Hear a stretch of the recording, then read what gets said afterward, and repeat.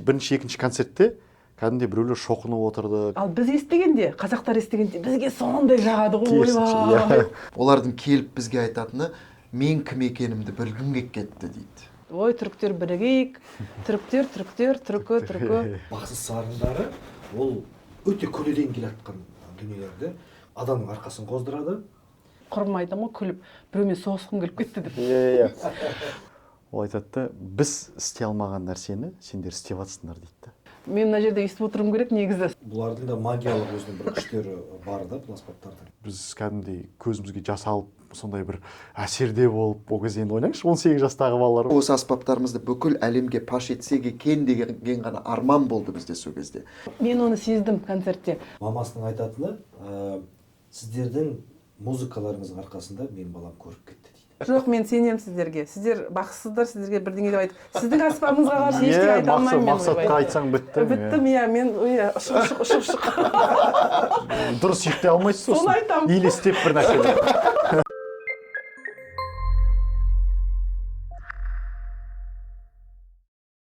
Бүгін студиямызда әлемге әйгілі Қазақстанның өнерін бүткіл жұртшылыққа танытып жүрген 5 жігіттің үшеуі ғана отыр.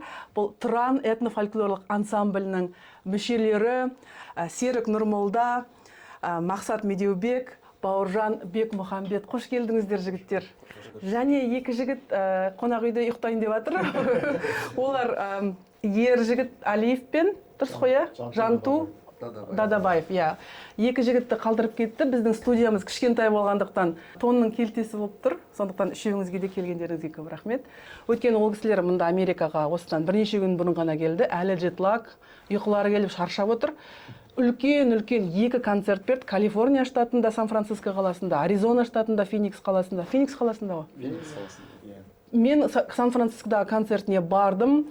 Сондай бір жүрегімізді, рухымызды көтеріп, керемет күшті концерт болды.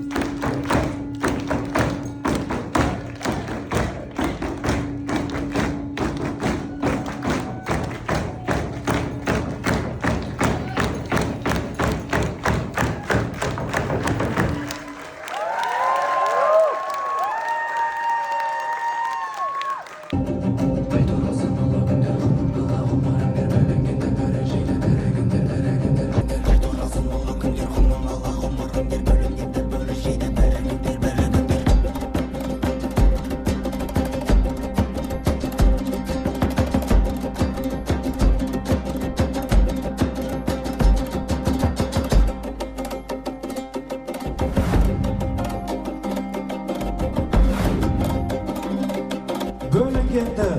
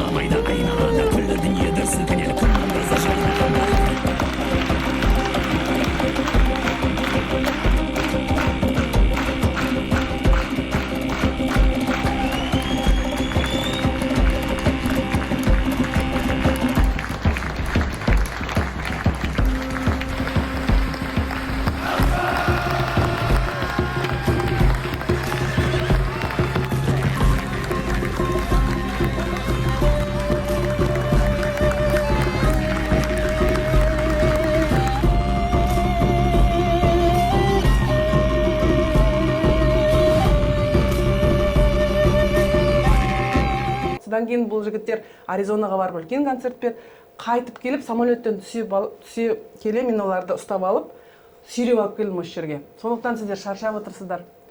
Мен қатты алғысымды білдіремін. Рахмет сіздерге. Сізге рахмет. Аризонада концерт қалай өтті? Негізі сол 500-ден астам тыңдарман келді. Енді ол жерде үлкен сол беделді сондай меценаттар, Иә, меценаттар. қалталы азаматтар көп болды. Иә. Басқа мемлекеттің елшілері болды. Қанша мемлекеттен жиналды, иә? Иә, жақсы болды. Керемет концерт. Өзімізге де әсер жақсы болды. Ең күшті нәрсе, біз жаңағы өзіміздің шығармаларымызды ойнап біткеннен кейін бүкіл халықтың орнынан тұрып, тұрып қошемет. бізге кәдімгідей қошемет көрсету. Сол енді өте керемет болды. Сан-Францискода да біз орнымыздан тұрдық бәріміз, қошемет көрсеттік. Неге Аризонаның қошеметі ерекше болып кетті сіздерге? Жоқ, мен көлем жағынан айтып жатқаным ғой, енді үлкен. Ал Сан-Францискода сондай бір жылы өзіміз отырып шай ішейік дегендей. Иә. Сан-Францискодағы концертте сіздер концерттің соңында тұрдыңыздар. Бұл кісілер ортасында. Иә, ортасында Айып бізден тұрды. онда. Одан бөлек тағы бір айтатын нәрсе, ол жердегі қазақтардың саны өте аз болды. Демек олар қазақтың өнерімен мүлдем таныс емес. Дегенмен де қазақтың жаңағы өнерінің күшіне басып тұрып орындарынан тұруы біз үшін үлкен мәртебе болды. Ортекеден кейін тұрды. Оның үстіне Қызық қой ана Ортеке, қуыршақ театр.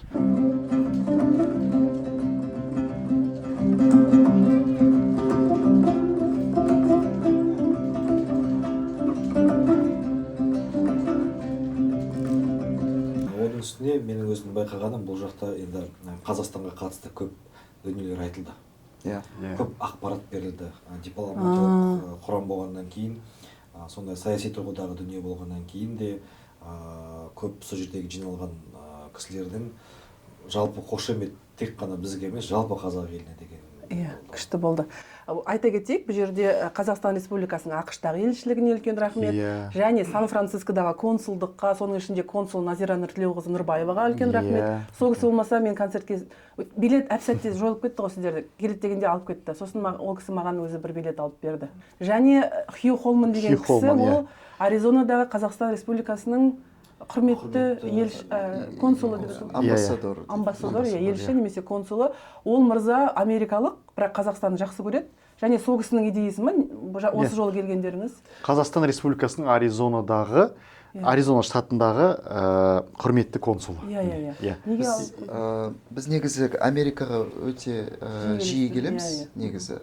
Көбінесе арғы бетте жүреміз. Сіздер ана Вашингтон, Бостон, Нью-Йорк. Сол жерлерге көп барамыз.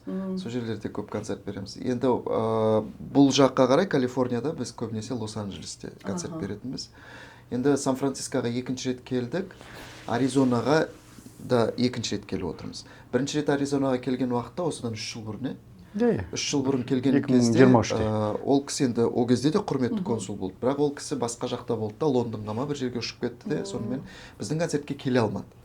Бірақ қазақтар ол кісіге жіберген ғой, бүкіл видеолардың барлығын. Содан бері ол кісі ғашық. Бізге өзі хабарласып, осы жолы мынандай үлкен іс-шара өтейін деп жатыр, кімді шақырам дегеннен кейін ойланбастан бірден тұран деп айтқан екен. Сонымен тұран боп бізді қанша ай бойы дайындықпен келісіп. Сіздердің кестелеріңізде орын жоқ шығар ау? Жұмыстарыңыз бар деген сияқты, иә? Қазір өте қиын боп тұр кестеміз.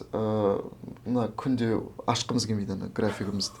Себебі қорқынышты, анау джетлаг былай қалды мына жағында. Ол қашан сен джетлагдтан өтетін ешкімге қызық емес уже. Бірақ Құдай қаласа осы Америкадан кейін бізде үлкен концерт Мексикада тұр. Одан кейін Түркияда бар, Жапонияда үлкен турымыз бар. Бұл тек қана июньға дейінгі. Маусымға дейін. Үйлеріңізде келіншектеріңіз, балаларыңыз ештеңе демей жібере бере ме сіздерді? Ол да қызық. Үйренген бе? Ол да қызық. Балаларды бүйтіп сүйіп қоштасасың ғой. Өсіп қалыпсың ғой балам деп айтасың. Үйге қайтып келген кезде өсіп қалады. Сондай ғой, сондай. Жоқ, оның алдында да енді, мысалы концерттің алдында да бізде болады ғой, енді бір кестеде бос уақыт дегендей. Сол кезде барлық анау болмаған кездерімізді өтеп аламыз. Балалармен әйтеуір мүмкіндігімізше араласып, келіншектеріңізбен сөйлесіп, жақсы адам екенсің ғой деп ойлап деген сияқты. Бірге шай ішіп. Жақсы адам екен ғой деп, Шынымен де анау шеттен айтып жатады. Шынымен де сендердің әйелдеріңе не ескерткіш Ескерткіш қою қою керек керек қой деп деп, па, иә, иә. қалай шыдап жүр деп енді. Сіздер туралы бірінші рет қайдан естігенімді айтайын ба? Осы біз подкастты біз былтыр аштық. Сосын Беркли деген университет бар, осы жерде тоже үлкен, мықты. Сонда қазақтың қызы жұмыс істейді, биолог, PhD-дан кейін постдок жасап жатыр, генетиканы зерттейді. Сол қыз келіп бізге айда генетика туралы күшті әңгіме айтып берді. Керек болса сілтемесін төменге қоямыз. Сонда ол айтты да, біздің ата-бабаларымыздың басына өткені біздің бойымызда физикалық тұрғыда ДНК-да жазылады екен. Яғни не тамақ ішті біздің жеті атамыз, ол бізге бойымызда көрінеді. Бірдеңеден қорықса көрінеді, соғысқа барса травма бізге келеді деген сияқты. Білесіздер ғой енді. Сосын бір кісі комментарий жазды да бізге астына.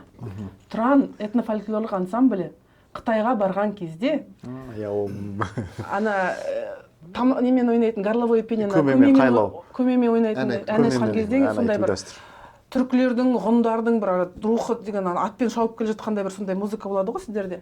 Сонда әлгі Ұлықтай қорғанның ар жағында біздің ата-бабаларымыздан қорғанған Қытайдың ұрпақтары мыс залдан шыдай алмай шығып кетті деген естідім. Сонда комментарий болды. Иә, ол біз негізі Тайваньға барған кезде басында 8 ба, иә, концерт беруіміз керек еді.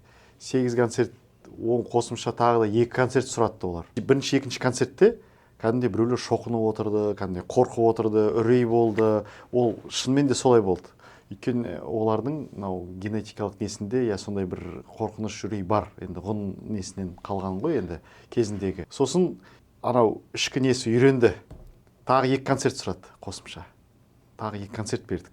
Сосын артынша анау біздің еміз ұстап алған плакат, дисктарымыз ұстап алған автобус сұрады. Біз анау автобуста киіндік өзі ол кезде. Сондай бір жақсы нелер болды, сәттер. Бірақ дегенмен де Қытайларда сондай үрей бар. Біз мысалы Қытайға да өте көп барып отырамыз. Иә.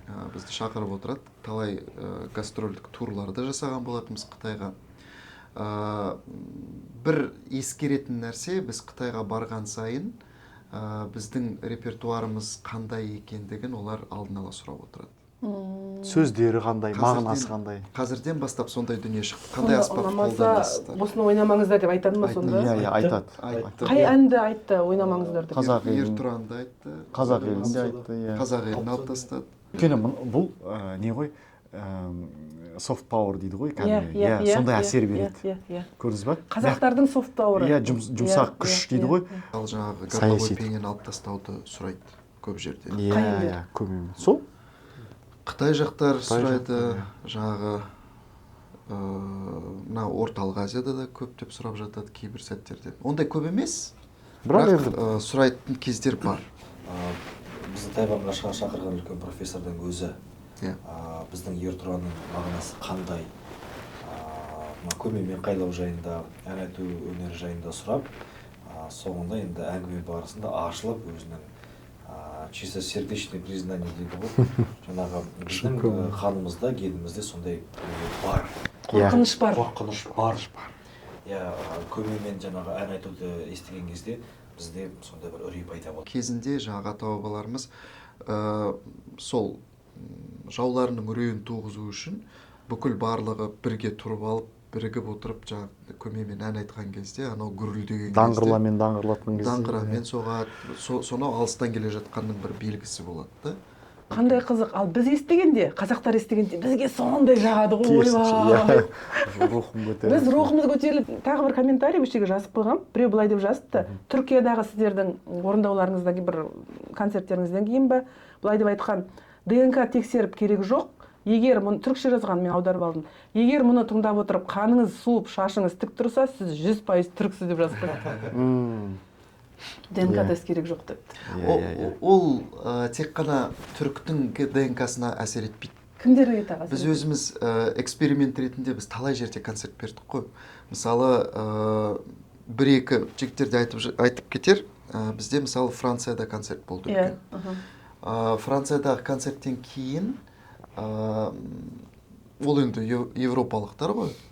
Оларға енді біздің музыка жат болып көрінуі мүмкін. Алайда біз қазақша аспаптармен ойнап жатырмыз, қазақша әндерді айтып жатырмыз деген сияқты бірдей әсер етеді бәріне. Олардың келіп бізге айтатыны, мен кім екенімді білгім келіп кетті дейді.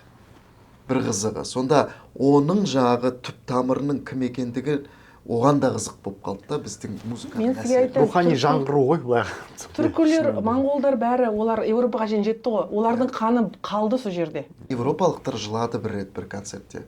Біз осыншама сіздер бақыттысыздар дейді қазақтар. Бақыттысыздар, сіздер өздеріңіздің сондай бай мәдениеттеріңізді сақтап қалдыңыздар, фольклорларыңызды сақтап бүгінгі күнге жаңғыртып жатсыздар. Біз жоғалтып алдық дейді. Қалайша мен ойлағам, Еуропада олар Жоқ, музыкалық кейбір- мәдениеттері сақталмаған. Фольклорлық, фольклор. көне фольклорды. Фольклор дегеніміз ол анықтама беретін болсаңыздар ауызша ма әлде фольклор деген кеңінен алатын болсаңыз Иә. ол үлкен ғой. Иә, Кез иә. келген салада мысалы үшін тұрмыс тіршіліктің барлығы фольклор. Иә, Бірақ музыка саласына келген кезде, музыкалық аспаптарға келген кезде, мысалы үшін Европада әр енді былай айтқан кезде өздерінің ұлттық әу бастағы ұлттық көне аспаптар сақталмаған. Ол кейін жаңағы дамып неше түрлі жаңағы кірме аспаптар бар, басқасы бар, сонымен жаңа өркендеп кетті ғой. Онда жігіттер сіздерге мынадай сұрақ. Бізге талай қонақ келеді, көбінің айтатыны мына отарлау, тарихшылар колониялау туралы айтады да, сол кезде айтады жаңағы орыс империясы қазақ даласына отаршылық жасады, тілді жаңағы енді білесіздер ғой, мен айтпай-ақ қояйын. Сонда осындай жағдайда кеңес үкіметінен кейін біздің музыкалық мәдениетіміз, фольклорымыз, аспаптарымыз қалай сақталып қалды? Демек, кеңес үкіметінің бір жақсы жасаған жері болып тұр ма сонда? Қалай бізге европалықтарда сақталмай қалды, а бізде сақталып қалды? Бұны басқаша айту керек. Әр заманның өзінің бір кейіпкерлері болатын, өзінің бір батырлары болды. Біздің қазақта да мысалы консерваторияда жүрген кезде де бала кезден бастап естідік, талай біреу тығылып, біреуі айқара ашылып, бірақ дегенмен осы дүниенің барлығын бүгінгі күнге жеткізе алды. Ешқандай отаршылық саясатқа қарамастан. Олардың басы да кесілді. Талайының, мысалы, талайы абақтыға кетті, мысалы шы. Талай нәрсе болды. Бірақ біз бүгінгі күнге дейін, мысалы, ары кетпей-ақ қойғанның өзінде. Осы Ахмет Жұбановтарды алайық, мысалы шы. Ол кісілер не үшін құрады ондай оркестрді? Мысалы, Нұрғиса Тілендиев не үшін құрады ондай оркестрді? Бізде мысалы айтып жатады, ойбай ансамбльдік өнер ешқашанда болмаған депші. Бірақ дегенмен ол кісілер жағы қобыз аспабы, мысалы кезінде отаршылдық саясаты болған кезде қобыз аспабы мүлдем запретке жіберіп тастаған. Бақсылар болмаған. Қудаланды ғой. Қудаланды.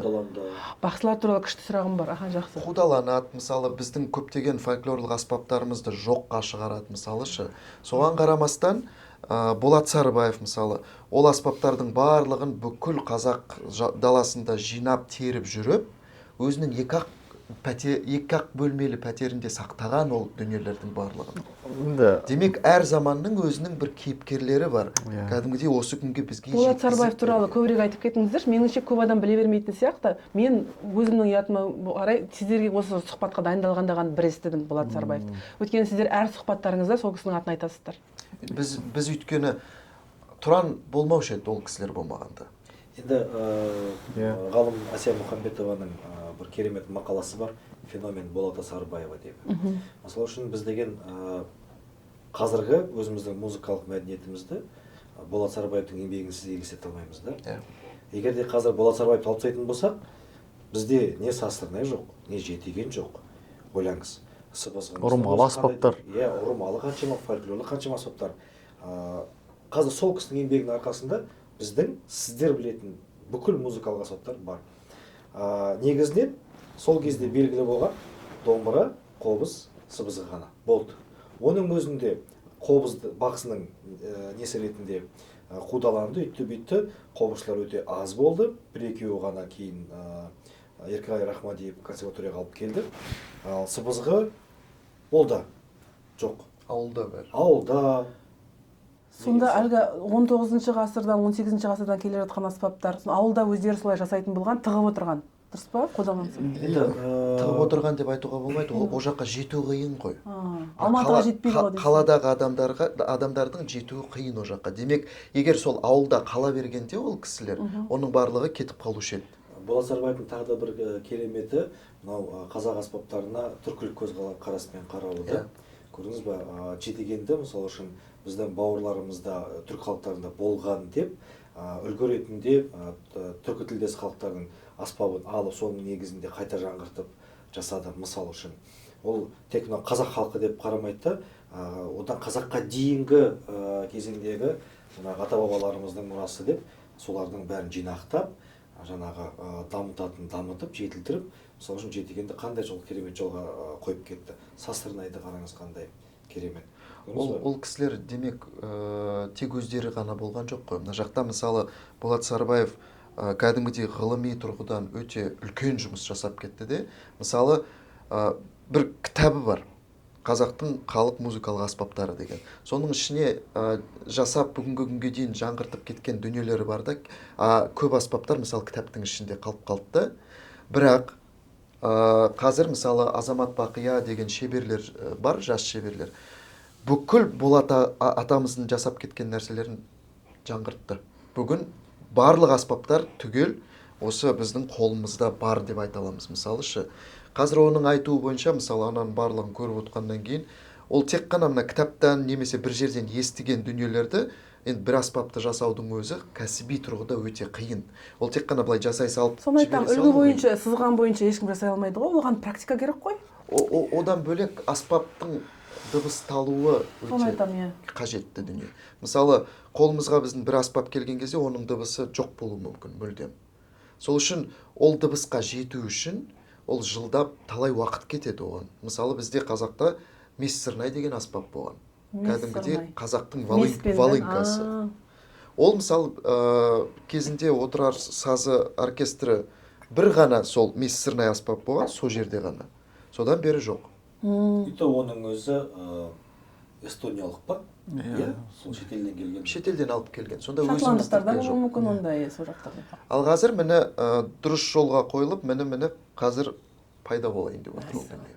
Ал енді соның қазіргі тілмен айтқанда менеджмент, маркетингін бәрін ұйымдастырып халыққа кеңінен таратқан ол Өзбекәлі Жәнібеков. Иә, ол енді өйткені саяси тұлға ғой ол кезде. Соны өткізе білу, соны мысалға ары қарай жетілді. Мысалы мұражай бізде бар Алматыда Ықылас атындағы, иә, соның бәрін топтастырып бір жүйеге келтіріп, соны таныстырып дегендей ғой. Енді тағы бір айта кететін, бағана айтты ғой, қалай жеткен енді отаршылдық саясаты. Мысалға бізде енді өзіммен жетісулық болғаннан кейін Жетісу өңірінде енді мынау жалпы Қазақстан бойынша енді мынау қолма-қол үйретіп, ауызекі тілде енді былай ауыздан ауызға дегенде сияқты қолма-қол үйретіп, сосын кейбір жағдайларда мысалға мақсатта қылқобыз болмаса, бірақ ол менен естіген әуенді ішінде сақтап жүреді. Қобыз ойнай алады, бірақ қобыз жоқ қой енді қазір ойнайтын. Ол кезде енді кішкене қудалауда болғаннан кейін аспаптардың көбісі іштей сақтап, содан кейін қобызды қолға түскен кезде сол әуенді еске түсіріп, сөйтіп тығылып отырып беріп отқан ғой. Мен негізі Ахмет Жұбанов жайында айтқым келген. Башқұрттың мықты Ишмурат Илбаков деген сыбызғышысы бар. Ишмурат Илбаков сыбызғышы, сол кісінің бір шеберлік сабағына барған кезде керемет ой айтты. Ахмет Жұбановтың ерлігі дейді да, сол заманда, сол қиын қыстау заманда оркестрді құру арқылы, бұл енді сылтау ғой, құру арқылы ол оркестр жаңағы Андреев дегеннің оркестр үлгісінде жасалған оркестр ғой біздікі. Оныкі енді шертпелі аспаптардың оркестрі. Соның негізінде біздің қазақтың ұлт аспаптарын жасау арқылы қазақтың музыкалық аспаптарын жаңғыртып, кәдімгідей, мысалы үшін бірінші кезекте домбыра, қобыз аспаптарын кәдімгідей көтерді.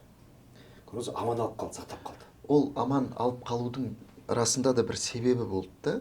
Себебі енді жоғалып жатыр ғой, барлығы қудалана бастады, аспаптың барлығы. Ол кісі бітті, мен оркестр құрам деген оймен кәдімгідей адамдарды жинақтай бастады. Сол кезде бірнеше жаңағы Бауыржан айтпақшы менеджмент тарапынан алдына сұрақ мәселелер қойыла бастады. Ол қандай мәселелер? Кім ойнайды оркестрде? Кәсіби музыканттар керек. Сонда бүкіл Қазақстанды аралап жүріп, ең мықты музыканттарды Алматыға алып келеді ғой сонда. Бүкіл барлығын алып келеді де отырғызады. Екінші мәселе туындайды сол кезде. Бұл адамдардың барлығы ойнайтын дүние жазу керек қой. Иә. Сонда бүкіл совет өкіметінен жинап әкеледі де мықты композиторларға жаздырады ана оркестрге. Көрдіңіз бе, сонда сақтап қалудың үлкен бір амалын жасап отыр да, ананың барлығы кәсіби тұрғыда әр аспап дами бастады сол сәттен бастап. Ал мына жақтан Нұрғиса Тілендиев біздің көне аспаптарымыздың барлығын алады да бір үлкен оркестр құрады. Мына жақта мысалы Құрманғазы оркестрі академиялық тұрғыда болса, Нұрғиса Тілендиев алады да фольклорлық тұрғыда оркестр құрады. Ал енді сол ауылда олар құйма-құлақ әдісімен үйренген үлкен енді жас жігіттер ғой ол кезде. Сонда келіп оркестрге академиялық білім алады. Ойлаңызшы. Кәдімгідей білім алады. Кейін бұл оркестрдің жолын жалғастыру үшін мамандар керек қой. Мамандар кәсіби білікті болу керек, нота білу керек, сауатты болу керек. Ол үшін консерваторияда класс ашады. Көрсі оқу процесі жолға. Одан кейін не істейді ол? Бұл жарайды, оркестрді құруын құрды ғой. Енді стратегиялық тұрғыда ойлана бастайды ғой. Бұның болашағын құруым керек қой мен арман. Сол үшін мен бұл кісілерді қазір мықты музыкант қылып алдым, академиялық тұрғыдан. Енді бұл кісілер өзінің білімін жалғастыру керек қой. Ол үшін не істеу керек? Мектеп ашады, мектептер ашады. Алматының өзінде мысалы Байсейітов атындағы, Жұбанов атындағы мектептер ашылады да, ал мектептерде кім оқиды? Қайтадан бүкіл ауылды аралап жүріп, балаларды жинап алып келіп интернатқа жатқызады. Қызық, сонда саусақпен санарлы бір-екі кісінің арқасында бүкіл индустрия пайда болды тіпті, сосын дамыды.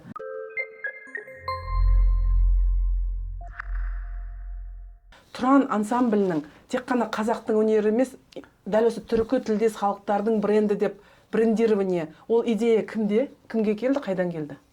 Сіздер тек қана қазақтың ансамблі деп шығуларыңызға да болатын еді ғой? Миссиямыз ең басында мысалы Тұран ансамблі деп құрылғалы. Бұл Тұран деген енді мағынасы белгілі, мысалы. Иә, Тұран. Сондықтан біз енді былай ішкі түйсікпен сезбесек те, оның миссиясы мүмкін сол кезде бір айқындалып қалды ма деп мен өзім кейде ойлаймын. Бірақ енді бұған не деуші еді, официальный енді как ресми түрде бір не керек қой. Брендирование керек. Иә, брендирование. Сол үшін де енді ол солай өзі ретімен келді ма деп ойлаймын мен. Өзі уақыттың өзі. Иә, уақыттың өзі алып келді. Қай жылдар? 2008 жылдар? Иә, біз енді 2008 жыл құрдық қой. Енді 2008 жыл құрдық ансамбльді. Енді қараңыз қанша жыл өтті. Содан бері басында сіздерде ой болған жоқ. Біз құрамыз, бүкіл әлемге шығамыз деген ондай. Мынандай нәрсе болды. Енді иә, ол кезде студент болдық, екінші курс. Жоқ, енді онжай болған жоқ қой, әрине. Екінші курс студент үшін ең басты дүние не болды? Біздің қазақтың аспаптарын, ол кезде бізде фольклорлық аспаптар деген үлкен факультатив болған жоқ. Бізде тек қана консерваторияда қобыз бен домбыраны ғана оқытатын сол сәтте. Басқа аспаптар жоқ. Олар тек қана кішкентай жаңағы өзің үшін ғана оқып алатын. Мектептерде де солай болды. Факультатив сияқты. Жоқ, факультатив ашыла бастады, сол біз оқып жатқан кезде. Біздің арманымыз не болды? Біздің арманымыз осы факультативтерде еще қарайсың ғой, жаңағы мысалы сыбызғыға келетін мүлдем адам жоқ болуы мүмкін, жаңағы домбырашылардың тарапынан алады, ан жақтан басқа біреулерді алады деген сияқты. Бізге ең басты жаңағы қажетті дүние осыларға жастар өздері тартылып келсе екен деген дүние ғой. Сонда сіздердің ниеттеріңіз алға қойған ол аспаптарды көп жастар ойнаса екен, соған назар аудартса екен. Энтузиазм ғой ол. Энтузиазм. Иә, мысалы бізде өзіміз сол ансамбльде, Сарын ансамблінде дәріс алдық, Зәмзагүл Зұмратоваға мысалы. Сол кезден бастап оның алдында да өзіміз колледжде оқып жүрген кезде Серік Жұбановта, Мақсат Жұбановта оқыды деген. Сол консерваторияда басымыз бірікті ғой енді.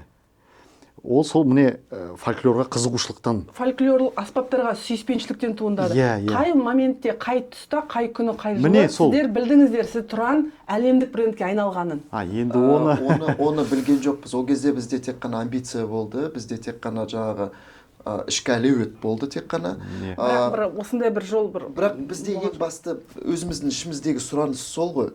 Осы бүкіл аспаптарымыз барлығына таралып кетсе екен, осы жастар көп ойнаса екен, және де осы аспаптарымызды бүкіл әлемге паш етсек екен деген ғана арман болды бізде сол кезде.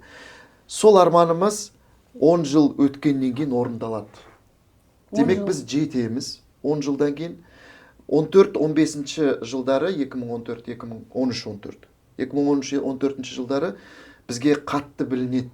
осы арманымыздың кәдімгідей жолға қойылып үлкен деңгейге не шыққаны. себепкер болды? Бір нәрсе болды ғой. Сіздердің тарапыңыздан әлде қоғам тарапынан ба?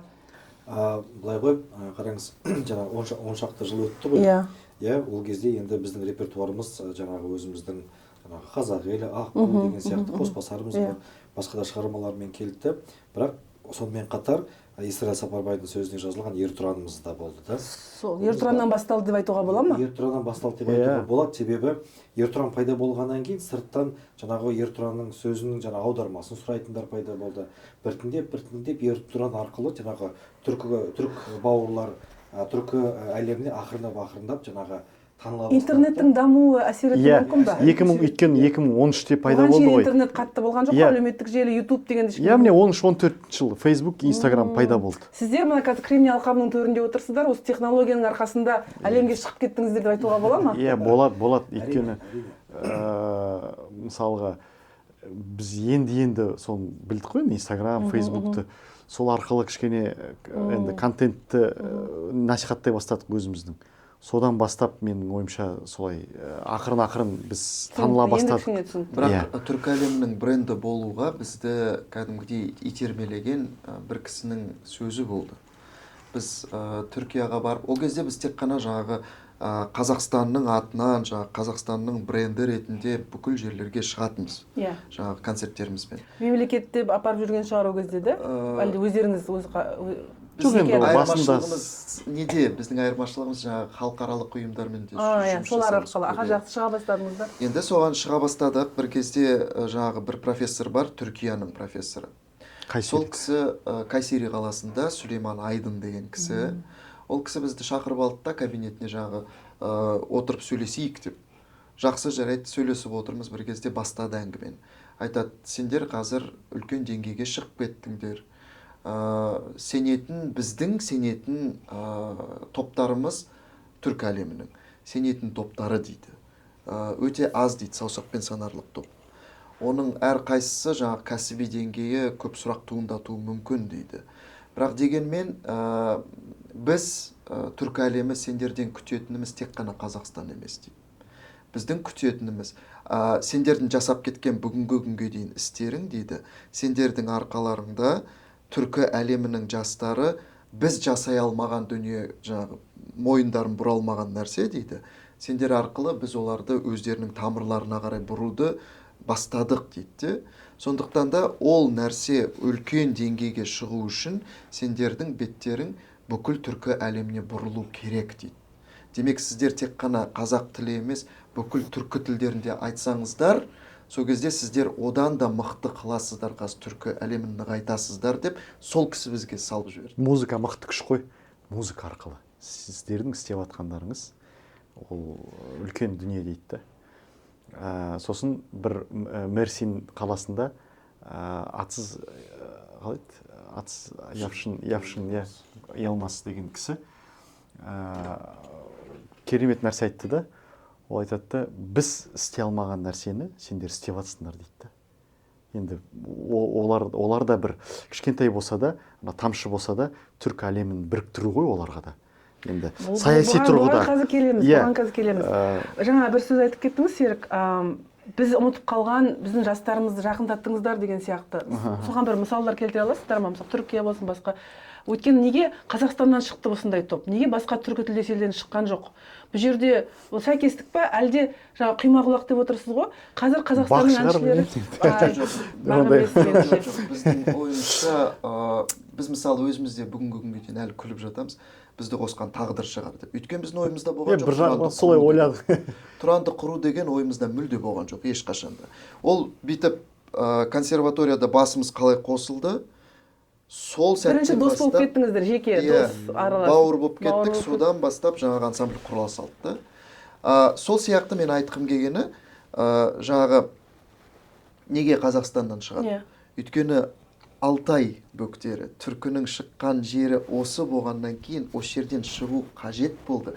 Біздің өзіміздің жаңағы ішкі сезіміміз арқаға асылған жүк ретінде, мысалы, өзіміздің миссиямыз сол болып кетті де бір жағынан. Өйткені біз орталық Азияның бүкіл түркі әлемін көрсету үшін жаңағы халықтарының несін мәдениетін түгел алуымыз қажет болды ғой өзімізге ше. Демек өзіміздің жағы өзектен бастап, мына жердегі өзектен бастап, соған құю арқылы басқа халықтардың ар жаққа тарата бастады. Керемет күшті. Түсіндім енді. Түркі халықтарының тал бесігі Алтай тауынан тәуелсіз түркі мемлекеті Қазақстан ғана. Бір жағынан Қытай, бір жағынан Ресей, Монғолия бар ма жоқ па? Яғни Қазақстан енді дұрыс айтасыз. Бірақ негізі қазақтарды музыкалық халық деп айтады ғой бәрі. Құйма құлақ деп отырсыз. Бізде расында да музыка таланты, жаңа сіз айтып отырсыз ғой, нағашыларым Оралдан деп. Мен Қаратөбе деген ауданнанмын. Батыс Қазақстан облысы, Қаратөбе ауданы. Бізде Мұхит Мерәліұлы, Ғарифолла Құрманғалиев және Ескендір Хасанғалиев деген, мен мына жерде естіп отыруым керек негізі. Сол менің аталарым. Ой, одан бөлек қанша көп композиторлар мықты. Олар мен ең мықтылар айтып отырмын. Сонда мен құлағыма құйылып шықты жаңа қазақ біздің ауылда. Маған ол талант өкінішке қарай жұқпаған, мүлдем. Жоқ, бар, оны ояту керек. Жоқ, дауыс та жоқ, ештеңе жоқ. Бірақ кішкентайынан соны естіп өстім. Біз қазақ музыка, бізде әй демейтін қазақ жоқ. Меніңше енді бұл мен өзімді біз керемет халықпын деп отырған жоқпын. Басқа халықтардың таланты бар. Біреулер керемет, Америка халқы технологияны дамытып отыр. Біреулер шаруашылықты дамытады. Бізде жаңағы біздің басты талантымыз осы музыка сияқты. Әлде жоқ, енді ондай. Сосын да шығар деп ойлаймын Тұранның бізден шығуы. Былай қарай қоя тұрғанда, қай жерден шықсын, бәрібір қай жерден шықса да бұндай топ. Екінші мәселе, бұның әсері ғой.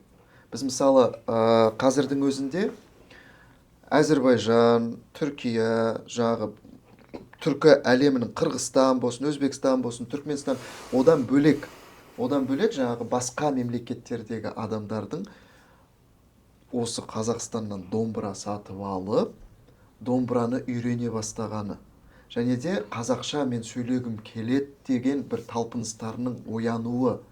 Қазір мысалы тек қана қазақша сөйлеу немесе қазақтың тілін білу, жаңағы мәдениетін білу ғана емес, Әзірбайжанның өзінде Тұранға қарап, мен Тұран сияқты болғым келеді деп, Әзірбайжанның жаңағы мәдениетіне үңіліп жатқан жастар көбейіп жатыр. Сонда топтар пайда болып жатыр, иә? Көбейіп жатыр. Демек, қазір Тұранның әсерінен өзінің жаңағы тамырына үңілу себеп пайда бола бастады. Бүкіл жастарда.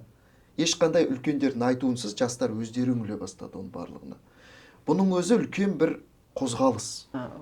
Жаңа сіздің әрбір өлеңдеріңіздің, әрбір концерттеріңіздің астына кірсең, түрік тілінде, Әзірбайжан тілінде болсын, башқұрт, татар болсын, қырғыз, өзбек болсын, біреу жазады. Ой, түріктер бірігейік, түркі.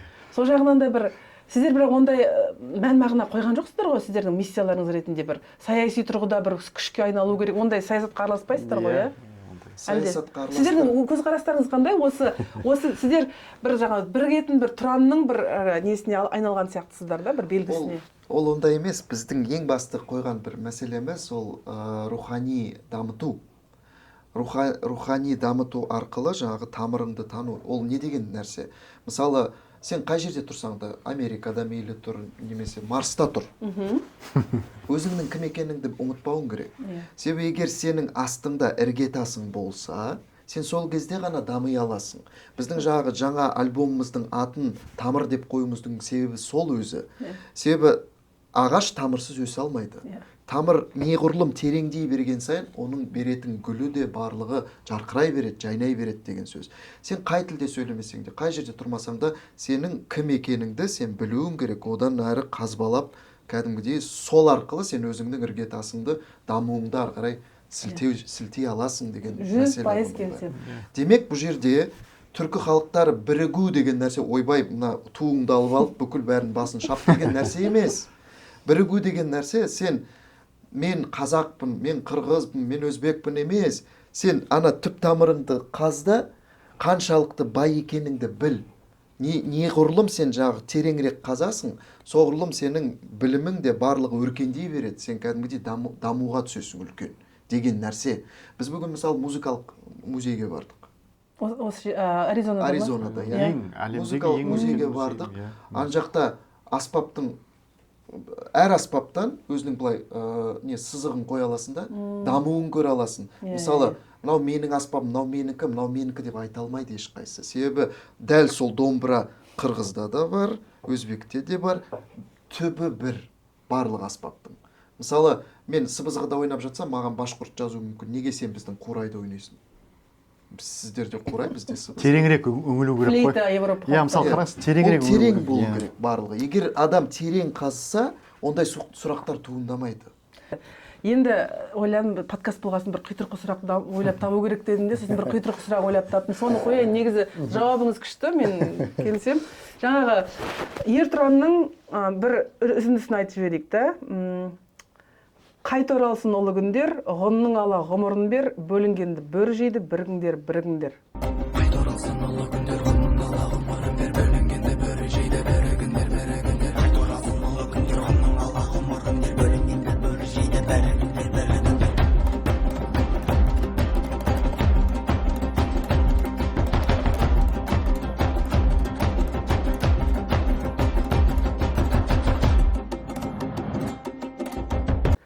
Енді мына концертті көріп отырғанда бір жауынгершілік қаным қайнап кетті дедім ғой, мен шығып алып құрбыма айтамын ғой, күліп, біреумен соғысқым келіп кетті деп. Иә.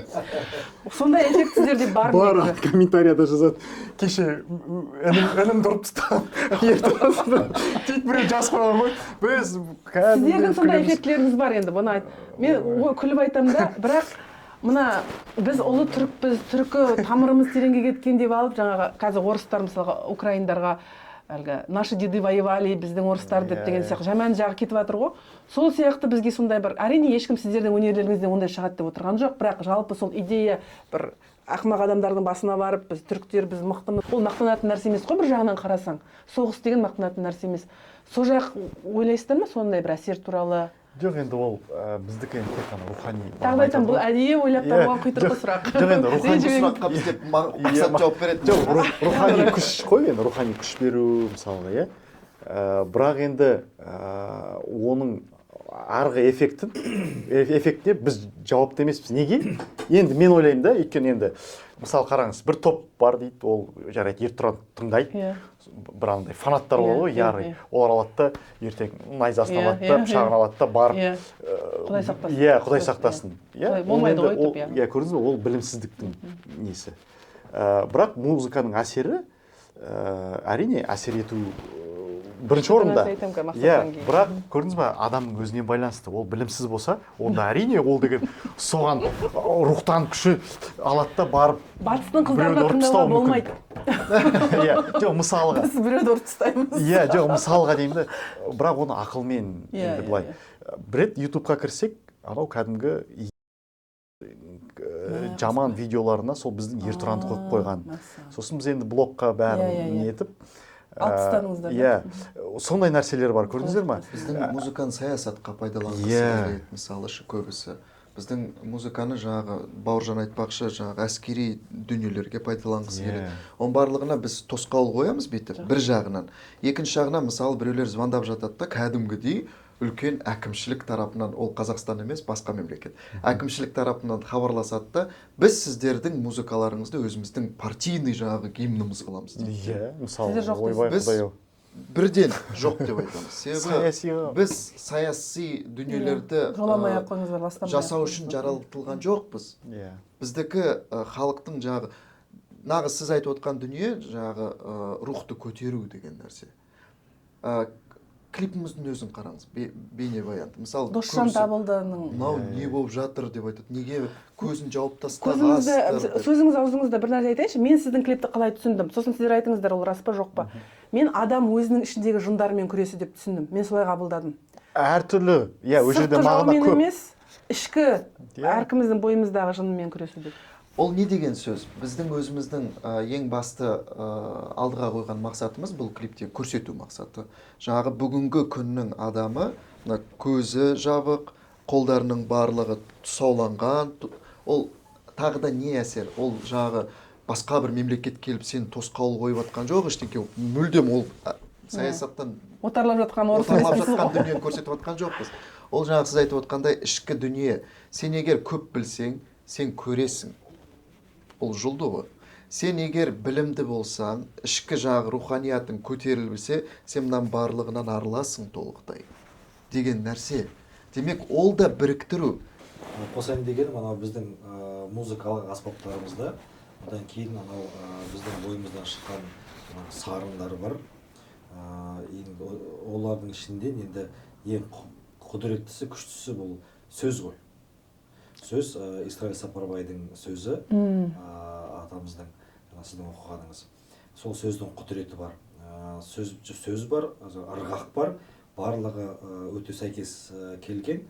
Одан кейін музыкалық аспаптардың өзі жасалуы таза табиғи затындар да барлығы.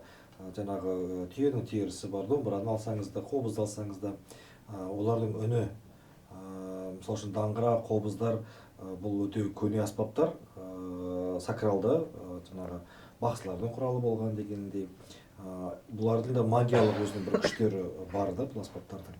Одан кейін мынау бір қарапайым бір мысалды айтайын. Біз кейде ойлайды ғой, бақсылар, мысалы сарынды пайдаланған кезде, тек қана жаңағы аспаптың сүйемелмен деген сияқты жоқ, кез келген аспаппенен сарынды ойнасаңыз да эффект сол бір болуы мүмкін да. Ондай бір оқиғалар да бар.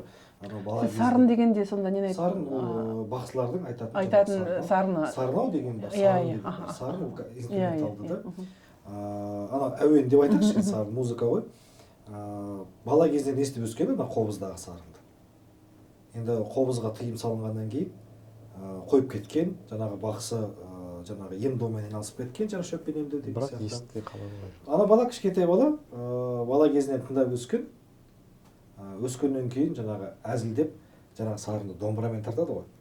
Домбырамен тартқан кезде, ой қой шақырма деп жаңағы бақсы соған әсер еткен ғой, көрдіңіз ба? Бұл сарында бір құдірет бар. Біздің жаңағы шығарғандарымыздың барлығы бұл аспаннан келе салған. Аспаннан келді деп айтуға болады. Космос. Бірақ жаңағы біздің осы уақытқа дейін бала кезден бері жаңағы тыңдап үйреніп өскен күйлеріміз бар. Солардың негізінен пайда болғаны ғой. Жаңағы Әсия апа Мұхамбетовамыз айтады, апайымыз. Қобыз күйлерінің жаңағы негізінде бақсыз сарындары жатыр деп. Ал бақсыз сарындары ол өте көнеден келе жатқан дүниелерді. Көрдіңіз бе, бұның барлығы жинақталған кезде жаңағы адамның арқасын қоздырады. Ырғақ бар, дабылдар бар. Бұның барлығы амал жоқ сені сондай бір күйге енгізеді. Сонымен сіз не жаңағы шаттанасыз, энергия көбейеді. Энергия береді сізге. Бұл туралы мен әдейі сол бақсылық туралы шаманизм туралы. Біреу шал қосап қыз келеді. Ол билегісі келеді дегендей.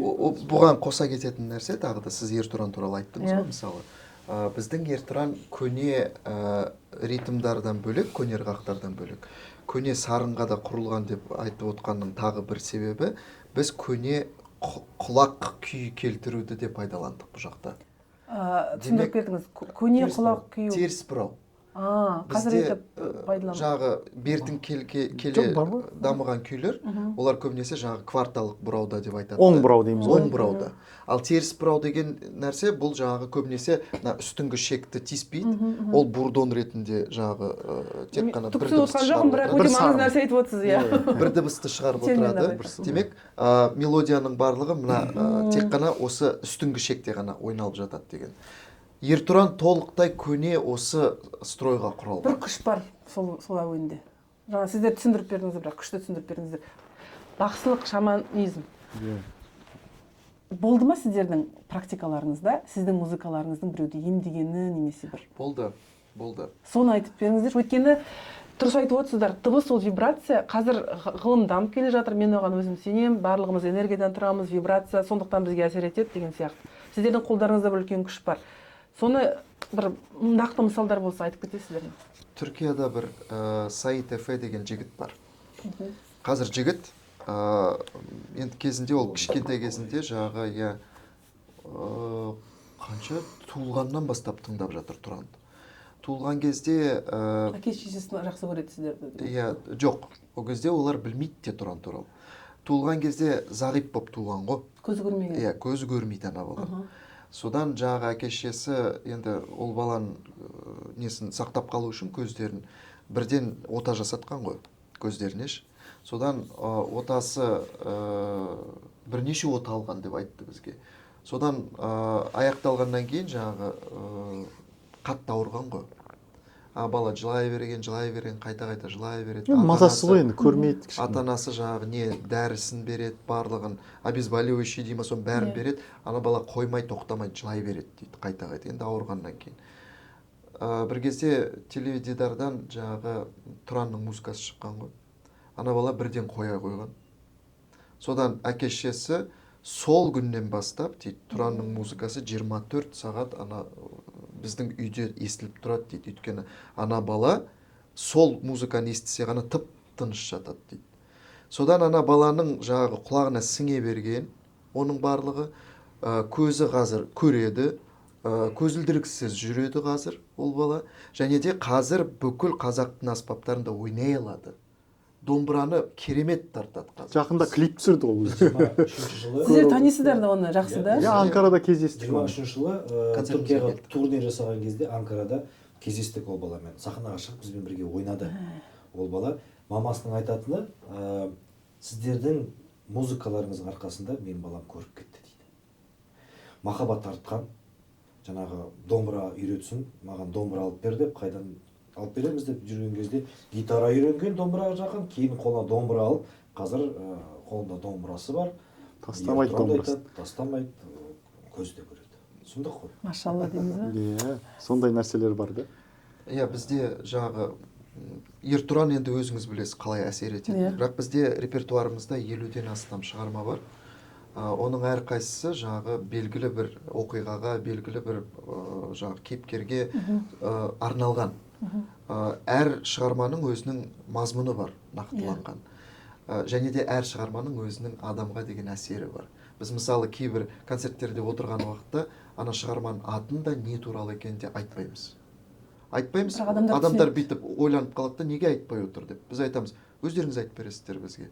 Содан жаңағы ойнап бересің ғой, нақты түседі адамның бәрі. Не туралы? Әркім өзінің бір Оныңыз рас. бастан келген оқиғалары сол елестетіп неткен кезде сәйкестік келеді да. Сіздердің әлгі әсіресе аңдарға, құстарға байланысты әуендеріңізде кәдімгі құстың аңының дауысын естисің ғой, кәдімгі ана аңшылық туралы бір нелеріңіз бар.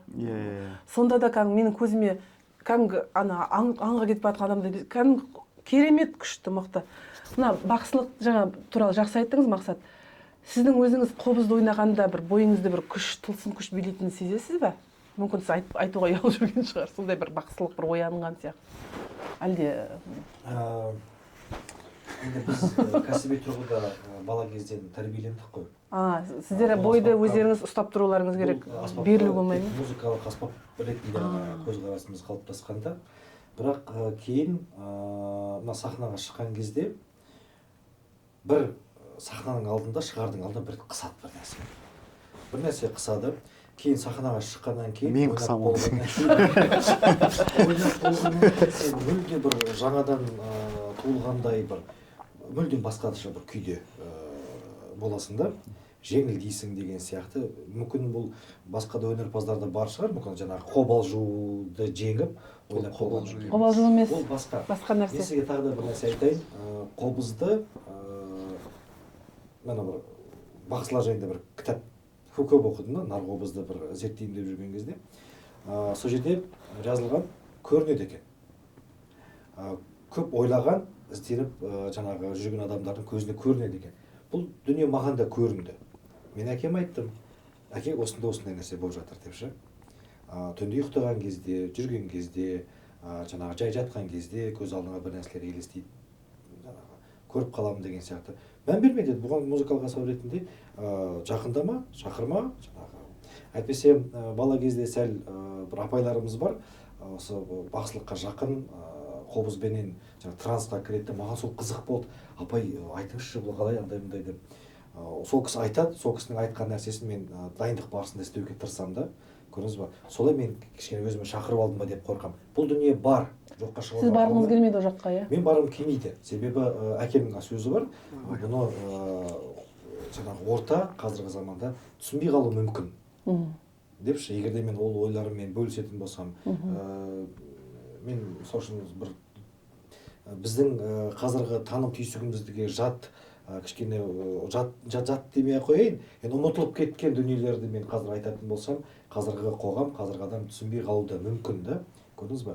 Сондықтан да мен оған жақындаған жоқпын, тек қана жаңағы күй аспабы, музыка аспабы ретінде керісінше жаңағы біздің бойымыздағы қалай болғанда да енді ата бабаларымызда келатқан дүние ғой, бізде бар. Бұның барлығы керісінше ансамбльдік тұрғыда сахнада шығып жатыр ма деп ойлаймын да. Бірақ сахнада отырған кезде бір керемет бір күй кешесіз. Барлығыңызда да сол күй бар. Мен оны сездім концертте. Бауыржан, сіз көзіңізді жұмып отқан кезде, қазір Бауыржан ұйқысы келіп отыр, бірақ концертте жоқ, мен ойланып отырмын. Енді түсініп отырмын, сіз ұйқыңыз келіп көзіңізді жұмып отқан концертте көзіңізді жұмып. Сол моментте ұйықтап аламын ғой мен. Жоқ, барлығыңызда бар, мен сізді мен байқаймын. Сіздер ойламайсыздар, ештеңе, сіз бір моментте отырасыздар ғой, рас қой. Иә, ол бізге енді қараңызшы, біз ол моментті, енді сол сәтті бізге енді ойлаңызшы, қаншама концерт бердік. Бірақ әр концерт өзінше де бізге. Өйткені біз әр концертке енді кәсіби тұрғыда өзіңнің өнеріңді көрсету үшін келдің ғой сен. Иә. Мында мысалға мұхит асып. Иә. Сондықтан бұл өте жауапты нәрсе. Енді, иә, өзімізге. Сондықтан сен анау кейбір кезде болады ғой, бір әдейілеп жасайсың. Жоқ, олай емес. Бізде бәрі шынайы. Өйткені сен шынайы, неғұрлым сен шынайы ашылсаң, соғұрлым біз қабылдаймыз. Иә. Сіздер байланыс орнатасыздар. Иә. Егер сіз жасанды болсаңыз, бізге өйтіп келіспесіз. Рухани байланыс. Ол қалай келеді? Күтегалиева анау күні бір несін еңбегін оқыдым. Мақсаттың Сәуле Ысқаққызы Өтегалиева ұстазы ғой енді. Сол айтады, рухани байланыс. Ол қалай пайда болады? Ол мына космос, көк тәңірмен жоғарыда. Ол не істейді? Арна сияқты ғой енді. Сіздер арна сияқтысыздар. Сіздер арқылы келеді де, бізге беріледі, сосын бізге солай әсер етеді. Көрдіңіз ба? Өйткені мен мысалға өзім кейде мысалы маған сұрақ қояды ғой, мына шығарма қалай туындайды деп.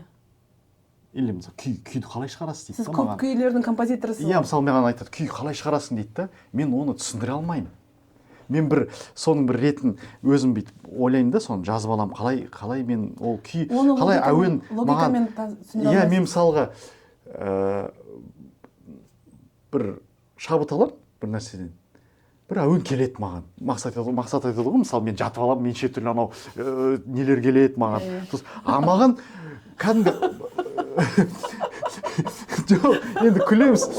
Бір енді кейіпкерлер келеді ғой енді, дұрыс қой. Дұрыс айтасыз, мен композитор. Жоқ, енді келеді ғой мақсатқа. Бүкіл композиторлар, бүкіл ғалымдар, бүкіл әлемде бір нәрсеге жетістікке жетіп, барлығына сізге сияқты келеді екен. Олар бір қабылдап, құтты сияқты қабылдап алады екен, сіздерде береді екен. Иә, бір мысалы әуен келеді, мен оны аламын да, мысалға енді бір келеді ғой, ырғақ, бір не, соны күйге саламын мен, аспапқа. Иә? Былай қарап тұрсаңыз, аспаптың да өзінің рух пен тән, жан қосылған кезде, ол не арқылы қосылады? Енді тән, жан арқылы, тән арқылы, сосын рух арқылы бәрі қосылады да, бір тылсым дүние пайда болады. Оны мен мысалы айта алмаймын. Қалай ол менің саусағым ойбай, мен мынандай күй кештім деген сияқты. Оған қосатын тағы бір нәрсе бар. Күйдің де құдіреті содан. Мен мысалы мемлекеттік жұмыста жұмыс істеп жүргеніме осы бір 7 жылдай болып қалды уақыт. Қандай мемлекеттік қызметте? Ойбай, бір үлкен бастық отырмасын бұл жерде, біз байқамай. Болды ғой, бастық болды. Мемлекеттік қызметте жұмыс істеп жатырмын, 7 жылдан асты. Анау енді әкімшілік жұмыстың барлығы, күнделікті жұмыс деген нәрсе, бюрократия, соның барлығы түгел енді жиналып қалады ғой барлығы. Мысалы, оны қоя тұрса былай қарап, элементарный температура болса мысалышы, сол арқылы мен білем, мен ең асығатыным жаңағы Тұранмен бірге сахнаға шығу. Ең асығатын деген. Себебі сахнаға шыққан уақытта жаңағы тылсым әлемге түсесің, бүкіл ауруыңның бәрі бір пәсте жоғалып кетеді. Сахнадан қалай шықтың, сен тап-таза болып шыға келесің. Бүкіл жаңағы қаншама жинаған негативті энергия барлығы түгел шығып кетеді толықтай. Өйткені мына жақтағы менде бір түсіндіріп айта алмайтын дүние бар. 5 адам мысалы отырып, егер біз 5-еуміз де толықтай космосқа ұшпасақ, ана күш пайда болмайды да, Тұранның күші. Себебі мына барлығымыз бірігіп, былай үстіңгі жақтан қосылады да, сол әсер етеді де барлығы. Мен соны сездім. Жақында бір подкаст көріп қалдым, үзінді. TikTok-тан ба, Instagram-нан ба. Күй тарту деген сөзге мән беріп отыр да бір ағамыз. Мен ойланып қалдым. Басында енді қазір ойнау деп айтады ғой. Иә, күй ойнайды. иә, аха. Ойнау. Бірақ негізі Играть. тартады деп айтады. Играть деп жаңа орыс тілінен алынған. Играть. Иә. Ойын қылып жіберген да. А негізінде былай ойланып қарайтын болсаңыз, күй тарту. Күй бұл негізгі түбірі көк деген сөзден шыққан ғой, күй деген. Көк аспан, көк тәңірі. Иә? Содан бері қарай анау күйді тарту деген ана жақтан бері қарай өзіңе тарту дегенді білдіреді екен. Көрдіңіз ба? Сіз домбырамен, қобызбен күй тартқан кезде сіз деген тартасыз. Оның тағы бір философиясы бар. Бізде ата бабаларымыз мына аспапты, кез келген аспапты жай аспап ретінде қарамаған. Аспап ол тірі жан дейді. Біз жаңағы бүкіл автобиографияларын ашып қарасаңыз, Дәулеткерейдің өзі домбырасын қалай баптаған, күткен, оның барлық кішкентай бала сияқты қараған домбырасына шы. Бұның өзі неден, мысалы кез келген мысалы Бауыржанның домбырасын алсаңыз, қалай жасалды деп. Ол бітіп бөлек-бөлек тілімнен жасалмайды ешқашан домбырашы. Ол бір тұтас ағаштан ойылады. Мысалы қобыз бір тұтас ағаштан ойылады. Оның философиясы неде жатыр? Ағаш деген тірі. Иә. Сол тірі жанды сақтап қалудың амалы оны ою деген нәрсе. Немесе жағы бақсылық философияда бар. Кез келген жануарды өлтіру кезінде өлтірмес бұрын одан кешірім сұрайды. Кешірім сұрайды да, мен сенің жаныңды ары қарай аспапта жалғастыруым керек дейді. Демек көрдіңіз ба, жаңағы бұл да табиғатпен байланыс. Тылсымдықтың дүниесі бұл жақта да жатыр. Қорқыт ата туралы сұрайыншы. Осы өлімнен қашу осы аңызын сіз қалай түсінесіз? Бұның мәні неде? Менің ойым, сол менің жаңағы оққан тоққанның негізінде ғой. Негізгі философиясы өмір мен өлім, философиясы Қорқыттікі. Ондағы айтпағы, адам қай кезде өлмейді? Өлмейтін адам жоқ, бәрі өледі. Бірақ адам жаңағы өнері арқылы, сіңірген еңбегі, жаңағы жазған хаты арқылы, мысалы үшін тірі деп айтуға болады. Қорқытты, мысалы үшін өлі дейін десең өлі емес, тірі дейін десең тірі емес дейді. Көрдіңіз ба? Қорқыт аты бар. Қалай болғанда да әлі күнге дейін жаңағы кітаптарда, күйлерді де, Қорқыт деген симфониялық поэмалар да жазылып жатыр, кинолар да түсіріліп жатыр, оған арнайы музыкалар да жазылып жатыр. Қалай болғанда да Қорқыт әлі тірі. Жалғасып жатыр, көрдіңіз ба? Яғни Қорқыттың жаңағы өзі өнерде, музыкада тірі. Көрдіңіз ба? Мен осылай түсінемін. Өлмейтұғын артында сөз қалдырған. Абай атамыздың айтқаны.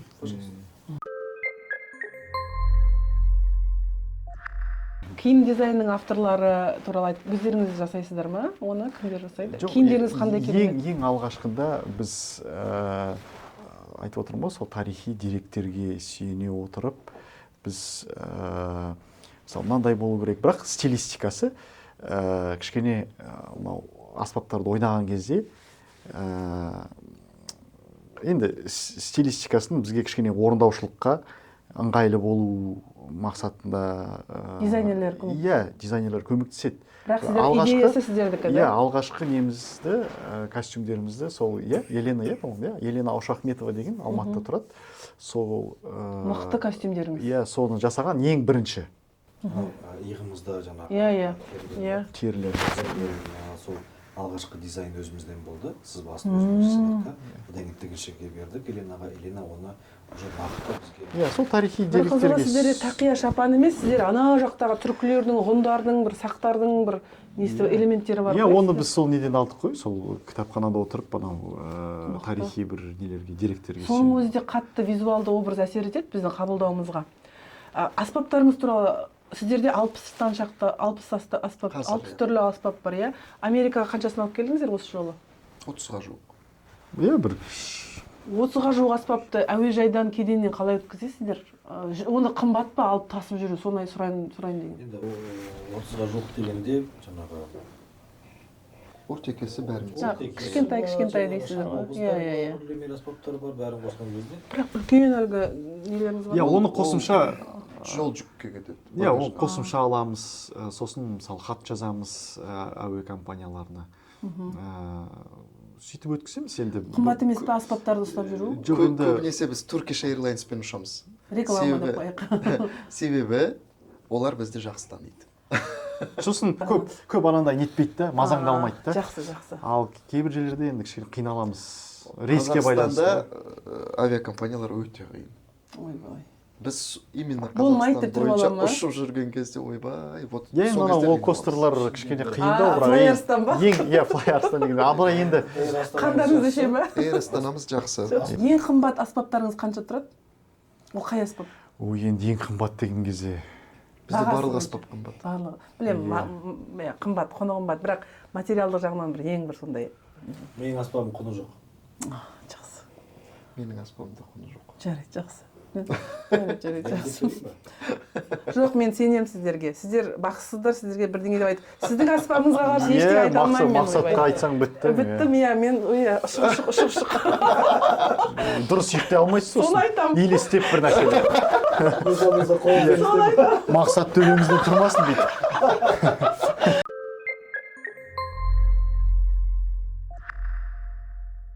Тұран этнофольклорлық ансамблі 122 елде болған, одан да көп шығар. 3000-нан астам концерт қойған, одан да көп болуы мүмкін. Және әлемде қандай мүйізі қарағайдай сахна бар, соның бәрінде өнер көрсеткен. Бір-екеуін ғана ата жіберсең, Карнеги Холл, Кеннеди Центр, Концерт Хаус, атын тілі келмейді, неше түрлісі бар. Ресей болсын, Европа болсын, Азия болсын. Ең есте қалған сахна қайсысы? Ең бірінші бірінші сол концерт хаус Берлинде. Берлин. Ең бірінші үлкен Неге сахна ол Тұран. сіздерге? Енді өйткені ол біздің алғашқы шетелдегі Тұран болып сахнаға шығып өнер көрсеткен сәтіміз ғой. Тұранның өнеріне ең бірінші қошемет сол жерде болды. Иә, 5 рет сахнаға шақырды. Сосын аяқтармен былай міне. Ойлаңызшы, бүкіл зал масқара. Енді сол кезде шыны керек біз кәдімгідей көзімізге жас алып, сондай бір әсерде болып, ол кезде енді ойлаңызшы, 18 жастағы балалар. Студентпіз. Құрманғазы атындағы қазақ ұлттық консерваториясына симфониялық оркестрмен бірге бардық. Және Яхия қызы бастады, Ақтоты Рахметоллина апайымыз бар. Бәріміз бірге сол жерде үлкен концерт қойдық. Ақтоты апайдың жаңағы Даласар деген симфониялық поэмасын ойнадық. Сол жерде бізге де жеке өнер көрсету бұйырды. Енді біз құрыла салғанымыз жаңа 2-3 айда болған жоқ. Мысалы үшін Ертұран болды ма ол кезде? концерт хаустан бірақ шықтық. Ол кезде қазақ еліміз бар. Одан кейінгі жаңағы бақсы композициямыз бар. Осы екеуін ойнадық. 5 рет шақырды. Оркестрмен бірге шықтық. Сол жеке ойнаған кезде бізді солай 5 рет сахнаға шақырды. Шапалақ бітіп қалғаннан кейін жерді тепкіледі барлығы, бүкіл зал шағыл басына көтеріп. Енді біз үшін, біз енді бала кезден сахнаны көріп жүрміз ғой, бірақ ондай әсер, ондай шетелде өтте сонда бір керемет адамға бір не қалдырады да, ұмытылмас. Барлығыңызға бірдей болды, сонда? Иә. Сол кеше ғана болған сияқты кәдімгі. Германия ол Тұранға шабыт берген жер. Және де Тұранның жаңағы ең бірінші біздің бағытымыздың дұрыс екендігін анықтап берген жер. Сол Германияда. Ең бір необычный дейді ғой, ерекше бір жер болды ма? Өздеріңіз ойламаған осы жерде өнер көрсетеді екенбіз-ау деген сияқты. Ерекше, енді көп қой, қазір бірде ойыма келіп жатқан Непал. Иә, мысалы. Непал дегеніңіз тұра тұрыңыз, таулы аймақ ана жақтағы, Үндістан жақтағы. Ол жақта мүлдем шығамыз деп те ойлаған жоқпыз. Катмандуға шақыру алғаннан кейін біз ойбой, Катмандуда. Олар сіздерді біледі ме екен ол жақта? Білді. Енді білді. Білдірдік қой дейміз. Иә. Мойындаттық қой десеңші. Иә. Жоқ, енді олардың музыкалық мәдениеті мүлдем басқаша ғой, иә? Енді түріктерді түсінемін енді, немістер жоқ, енді ол жерде көбінесе мынау Катмандуға Эверестке шығу мақсат қой. Сосын ол жақта анау таулы өзі тайпалар тұрады ғой. Оларда мысалға анау неше түрлі музыка. Иә, жоқ, оларда неге түседі? Транс. Иә, сондай бір медитация, транс. Жалпы медитация. Сосын жалпы өз жерде де бір киесі бар жер ғой, өзінің бір атмосферасы бар, бөлек бір вайп дейміз ғой енді. Енді тым бөлек деп байқауға болады негізі. Бірақ музыкалық аспаптарында ұқсастық. Музыкасында, сарындарында біздің немізбен тибеттік не ғой? Ұқсастық бар. Аудиториялардың ерекшелігін байқайсыздар ма? Сіздер мысалға оңтүстік Кореяға барып қой, Жапония, сол жақта жүрсеңіздер, бір аудитория Англияда бір аудитория Иә, айтуға иә, бола ма, бөлек. әлде Ресейде деп? жоқ, бөлек әрине. Сіздерге байқалады, Иә, байқалады. Несімен ерекшеленеді? Енді ол жерде енді мынау менталитеті бар, сосын мысалы қабылдауы бар. Біреулер суықтау, біреулер жылылау ма? Біреулері мысалға қошеметті әртүрлі әсер. Сондықтан бұл жерде біз айта алмаймыз, мынау күшті деп ше. Жоқ, күшті деп отқан жоқ, ерекшелігі қандай деген. Мысалға түріктер шулап, кәдімгідей айқайлап анандай бір сахнаға қарай ұмтылып, сондай бір ер адамдар ма? енді жалпы біздің енді есімізде қалған ең үлкен Түркиядағы концерт ол 10 000 адамға берген концерт. Ол қандай үлкен бір стадион сияқты? Қанша күн бердік? Барбат қой. Көрінбейді ана жақта. Адам қай жақта бітіп жатыр, не болып жатыр ар жақта. Бірақ Тұран концерт берді сол жерде 10 000 адамға. Енді олар ойнап біткеннен кейін жаңағы бүкіл барлығы түгел сахнаға қарай жылжитын. Дер жағы бабаның үні дейді бізге. Бізді бүйтіп тиіскісі келеді, бүйтіп түрік қаны деп сөйтіп қабылдайды да олар. Жоқ, шынымен де олардың өздерінің бір айтатыны бар, иә? Түрік рухы деген сөз екен, қан деген, рухы деген. Ер Тұран десең аса бір нете бермейді. Біздің ансамбль ат екен деп қалады да олар. Ал шығарманы түрік қан десең, ой, зал деген. Мысалы кеше әр шығарма Ортекен ойнады. Тұрып қошемет білдіріп жатыр да, андай енді бір арасында да бір ағылшынша бір нәрсе айқайлап беу дей ма әйтеуір, сондай бір мағынада ғой өздерінше. Иә, бір дыбыстар шықты әйтеуір ойнап жатқан кезде. Қазақтардан шығар. Жоқ, біреулер ағылшындар, біреулер. Ау, иә, иә, бір нәрсе. Жоқ, мен бір екеуін естіп қалдым мына жақтан.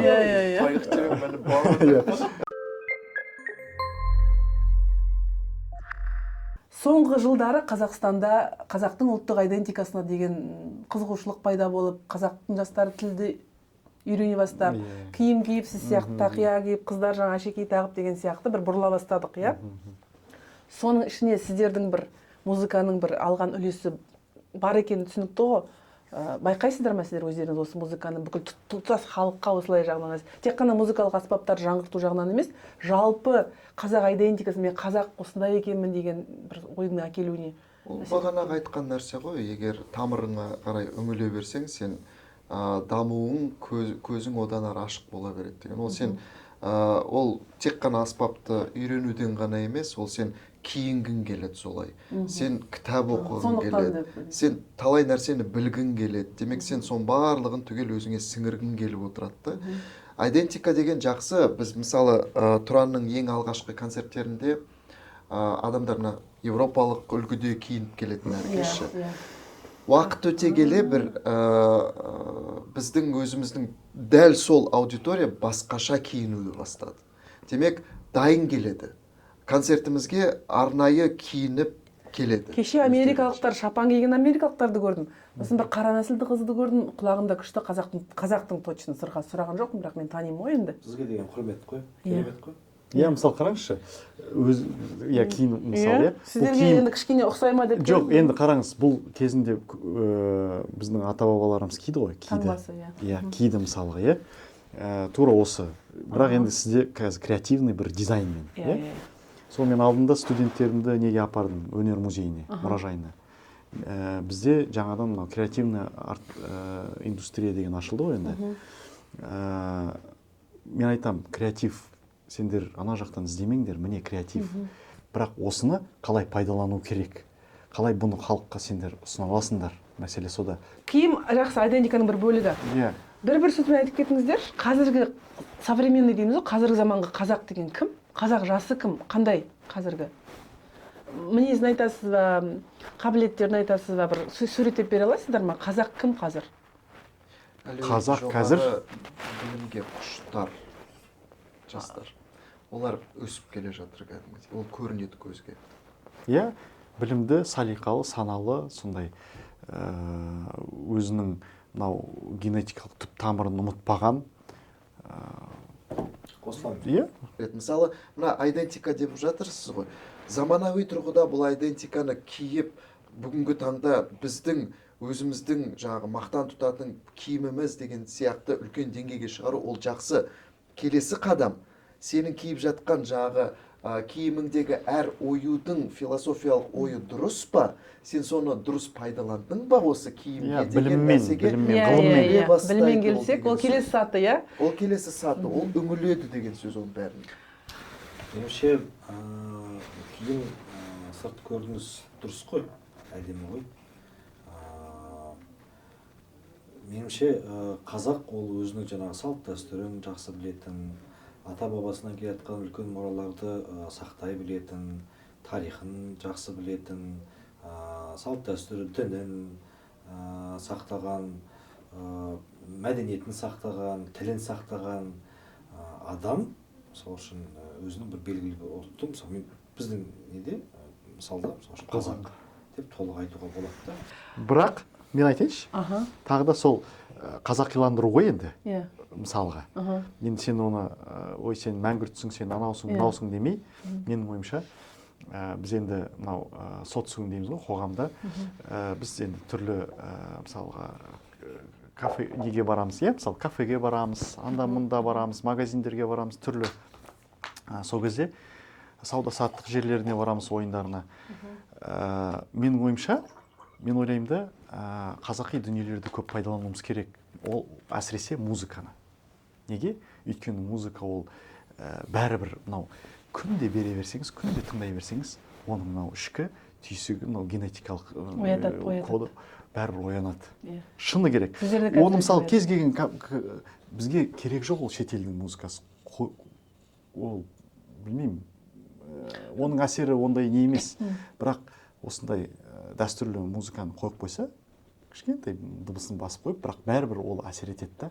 Өйткені көбінесе ол жақта барады да, кісілер не істейді, жұмыс істейді. Кішкене, иә, мысалға, кітап оқиды, тағы да басқа деген сияқты. Жастар көп әсіресе. Ойын-сауық орталық, соны қоя беру керек, одан ұялмау керек. А біз не істейміз? Басқаны шетелдікін қоямыз, мынаусын қоямыз. Сосын өздеріңіз қай әншілер тыңдайсыздар? Жоқ, мысалы қарашы, мынау өтімді, ана маркетинг жағынан қарайды да, бірақ оны креатив етуге болады, оның нелері бар, жолдары бар, бірақ оны не біліммен, ғылыммен кішкене соның бәрін нету керек, зерттеу керек. Мысалға біз алсақ, Серік те алады, Макстан, Металликаны да тыңдайды, рок, поп, джаз, блюз, бәрін де тыңдайды. Бәрін тыңдай бересіздер ғой. Сүйікті қазақстандық бір šiandieніңізді айтып шығыңыздаршы, музыкант. Сүйікті Қазақтан шыққан, сіздерден басқа тыңдайды. Батырхан Шүкенов, мысалы. Сіз соны жақсы. Иә, мен. Мақсат? Мен негізі көп Бадыраған. Егер эстрада болса. Эстрададан, поп культура. Қазбек Құрайыш деген ұнайды сізге? Әнші бар. Иә, әрине оны білеміз барлығымыз. Бірде суретке түскен десең. Ұнайды маған әндері. Сондай бір эстрада болса да бір қазақилық бар, иә, онда. Сондай бір даусында бір Серік. Менде мен былай прям нақты белгілеп айта алмаймын, себебі маған әртүрлі бағытта кәдімгідей үлкен деңгей көрсетіп жүрген артистер көп қазір. Жақсы. Баршылық. Әрине. Тағы бір сұрайын деп отырған сұрағын ұмытып кеттім. Қандай да бір бай бағлан президенттердің алдында өнер көрсеткен тұстарыңыз болды ма? Бір қызықты бір айта алатын, бөлісе алатын. Иә. Нақты президенттер ма? Иә. Болды ғой көп. Кімдер, неше президенттің алдында өнер көрсеттіңіздер? Бір қызықты бір анекдот демей ақ қояйын, бір есте қалған бір оқиға бар ма? Менде қолдарынан бір қымбат сағатын алып сіздерге берген деген сияқты. Жоқ, ондай болған жоқ енді. Болған жоқ па? Бастапқыда ғой енді Нұрсұлтан Әбішұлы менен Өзбекстан Ислам Каримов па? Иә. Есімде жоқ енді сол Өзбекстан президенті қайсеге есімі? Мирзиевқа дейін Каримов болды, иә. Есім Нұрсұлтан Назарбаев болса Каримов. Иә, Ислам Каримов меніңше Шымкентте болған бір кездесу. Отырып Махамбеттің жырын айтқанымыз бар. Біздің қазақ елі деген шығармамызда. Иә. Рахмет жігіттер деп ризашылығын білдірді. Иә. Бірақ енді қазір ойлап қараймыз ғой енді. Сол кезде. Сол кезде. Ойлаған жоқ ешкім ол кезде. Бірақ енді ойлаған жоқ емес, енді бұл біздің бір... Жоқ, дұрыс қой, тарихи, мәдени үлкен мұра. Жоқ, жарайсыңдар жігіттер де ризашылығын білдірді. Болды онда. Рахмет деп, риза болып, біздің жаңағы музыкалық аспаптарымызды таныстырып, айтып беріп, мынандай аспап, жақсы, ондай неше түрлі. Ердоғанның алдында да ойнады. Ердоған не дейді сіздерге? Ол бізді кәдімгідей анау аппаратынан хабарласып, шығармаларымызды алғысы келіп, бізбен бірге коллаборация жасағысы келіп, талай нәрсе істегісі келген, әлі күнге дейін хабарласады. Ата-аналарыңыз туралы қысқаша айтып кетіңіздер. Қай жақтансыздар? Ата-аналарыңыз кім? Олар да музыкаға жақын ба? Сіздер сияқты ұлдарды тәрбиелеу үшін не істеу керек деген сұрақты қояйын. Серіктен бастайық. Бауыржан айтпақшы. О кезде отаршылдық саясаттың бір шет жағасын біз көріп қалдық. Біз 87 жылдары қиын заман болды. Мен есімде әлі бар. Кәдімгідей мамаларымыз, папаларымыз жаңағы кезекте тұрып талонмен біздің тамағымызды алып беру, бізді асырау деген нәрсенің бәрін көрдік біз. Қай жақтансыз сіз? Алматының өзінен. Әке-шешеңіз музыкант емес. Әке-шешем музыкант емес. Сол кезден бастап жаңағы қазақтың мектептері өте аз болды. Менің өзім ауылымда бірақ қана мектеп болды. Қай ауыл сіздікі? Өтеген Батыр ауылы деген бар. Сол жерде бір ғана қазақ мектебі болды. Қалған бәрі орыс мектептер толықтай. Сол қазақ мектебін жабады деді. Сол кезде бүкіл сол ауылдың қазақтары тұрып, соның алдында мен анамда болған қазақ мектебін алып қалды. Алып қалды да содан жаңағы кішкентайымнан бастап маған мынандай, сол кездегі бір радиолар бар еді ғой, мынандай. Иә. Қабырғаға іліп. Сол радионы қосып қоятын да. Қазақ радиосын тыңдайсыздар. Ғарифолла Құрманғалиевтің дауыстары, соның бәрі түгел кішкентайынан бастап қосып қоятын. Мен ешқандай да нені, мысалы, әріпті де ештеңкені білмеймін, кішкентайымнан сол радионы тыңдап өстім. Сол сізге әсер етті? Сол әсер етті. Ол әдейі істелінген нәрсе анамның. Содан кейін алдыда жағы мені әдейі домбыраға беріп жібереді. Содан кейін 3 жасымда домбыраға беріп жібереді. Сосын кәсіби тұрғыда жағы мынау музыкант болатын бала дегеннен кейін кәсіби мектепке бұрып жібереді мына жақтан. Қазір олар қайда? Алматыда тұра ма? Қазір Алматыда тұрады. Сол кісілердің арқасында осындай деңгейге жетіп. Сәлем айтамыз ата-аналарыңызға. Рахмет сіздерге. Мақсат, сіздің папаңыз туралы оқыдым. Үлкен журналист, үлкен көп жылдары Қазақ ұлттық университетінде декан болған кісі, иә, сосын өнертанушы. Өнер зерттеуші. Енді бізде бала кезден осы өнердің ортасында өстік. Әкем енді жетісу өңірінің әншілік, күйшілік өнерін зерттеді ғой. Өзі музыкалық аспаптарды зерттеді. Анаңыз ше, анаңыз? Анам медицина саласында. Дәрігер. Дәрігер. Енді бала кезден аталар Омархан Керімқұлов, Сауқымбек Шаханұлы деген сияқты, Ғалымжан Досанұлы ағамыз, Рамазан Стамғазиев ағаларымыз барлық үйден шықпайтын. Бала кезінен тыңдап өстік. Базаралы Нүктекеев деген ғалым ағамыз, ол кісі де қанша күй тартты, қанша папа әкеммен бірге отырып нота түсірді, қағаз жазды дегенде оның барлығымыз көріп естіп өстік. Енді ол бір. Екінші де әкемнің өзі де жаңағы өнерге жақын болғаннан кейін домбыра тартады, ән айтады деген сияқты. Өзінше айтады ғой енді. Күй шығарады, ән шығарады дегендей. Бала кезден сол домбыра тартқанын, ән шығарғанын көріп тыңдап өстік. Қолынан үйрендік дегенде кейін сол бойымызда қабілетті байқап бізді музыкаға жіберді. Папаңыздың атын айтпадық, Сағатбек Медеубек. Медеубек ол Сағатбек. Сөйтіп енді қабілетті байқағаннан кейін сол музыка мектебіне Ахмет Шамал атында берді. Содан бастап енді қолғабызда жүрміз. Алматыдан мамаңызды, папаңызды. Руларыңызды сұрап отқан жоқпын деп қойды. Ұлы жүз сіздер шығарсыңдар, иә? Ұлы жүз әкем. Үшеумізді албамыз. Қалған екі жігітте алған болса, мен сіздерге қазір мына рушылдық деп. Менің анам сіздің жерлесіңіз. Батыс Қазақстан облысы Сайқын Жәнібектен дедіңіз ғой, да? Ақсай жақтан. Ақсай, Жәнібек сол жақтан. Енді бізде кішкентай кезімізден сол домбыра ұстап өстік қой. Анам жетектеп әлі есімде. 4 жастамын неге апарды. Андай кружок қой енді. Үйірме ғой. 4-ші Чайковский аттағы 4-ші бір мектеп, әйтеуір Шолоховада бір көшеде. Әлі есімде. Соны қараймын, сол жақта қазір мектеп жоқ. Сол жаққа алып барды. Ол кезде Ғарифолла Құрманғалиевтің шәкірті Қалыбек Ақтаев деген кісі болды. Өй, сіздер кешіктіңіздер ғой деп, сосын слуховой анализ алады ғой енді, қарап. Сөйтіп мен анау слуховой анализ неден қарап отырам, отражение ғой енді айнадан. Содан сөйтіп түсіп кеттік сол неге, мектепке.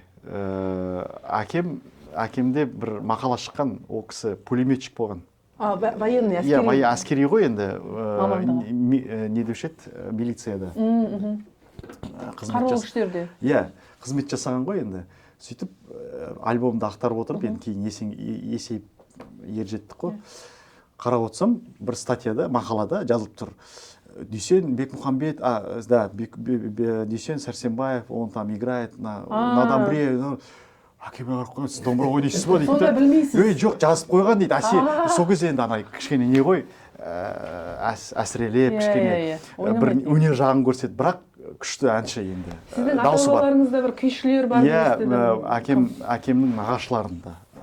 Иә, олар мысалы кіреберісте кіреді екен да, әкем әлі есімде дейді. Кіреді да домбыра ілініп тұрады дейді.